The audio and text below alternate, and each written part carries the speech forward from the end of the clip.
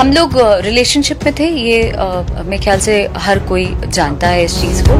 कोई लड़की उनके जीवन में आई है तो अब मुझे उनसे अलग हो जाना। फ्रेंड्स, आई होप सब आप बढ़िया होंगे। तो अभी वीडियो अक्षय सिंह का देखकर तो आप लोग को समझ में कुछ आ ही गया होगा, क्योंकि ज्योति सिंह के पहले पवन और अक्षय सिंह का अफेयर चलता था और कितने सोशल मीडिया पे आते थे वीडियो की पवन भी अक्षय सिंह जल्द ही शादी करने वाले थे। लेकिन जब से ज्योति सिंह के साथ पवन सिंह का शादी हुआ, जब से अक्षय सिंह विवादित में आ गए हैं, जब से फैन अलग अलग हो चुके हैं, ठीक है, उनके बाद भी ज्योति सिंह ने उतने ही में आकर बोल दिया कि पवन भी और अक्षय सिंह पटना रूम में रहे थे और उसके बाद अक्षय सिंह 3 महीने की प्रेग्नेंट हो गई थी। ये ज़्यादा ही सोशल मीडिया पर चल रही है।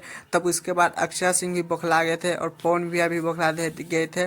जब पवन भैया से कुछ रिपोर्टर ने पूछा कि आप लोगों को बहुत बदनाम किया जा रहा है, आप कुछ बोलते क्यों नहीं है, तो पवन भैया ने बोला कि कितनों भी कुछ बोल लें, हम जब बोले लगा बहुत शांत हो जी हैं। लेकिन पवन भैया इनको कुछ फर्क नहीं पड़ने वाला है, क्योंकि कहते हैं कि हाथी चले बाजार कुत्ता सो भोगता ही है।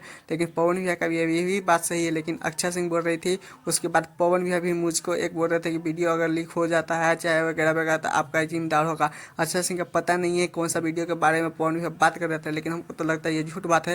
लेकिन आप लोग का क्या राय है प्लीज़ कमेंट में जरूर बताइएगा। और हाँ, मेरे चैनल पर नए हो तो चैनल को सब्सक्राइब, वीडियो को लाइक करें क्योंकि इसका वीडियो पाने के लिए। और हाँ, पवन भैया के दिल से सपोर्ट करिए क्योंकि उनको बहुत ज़्यादा ही बदनाम किया जा रहा है। Tata bye bye.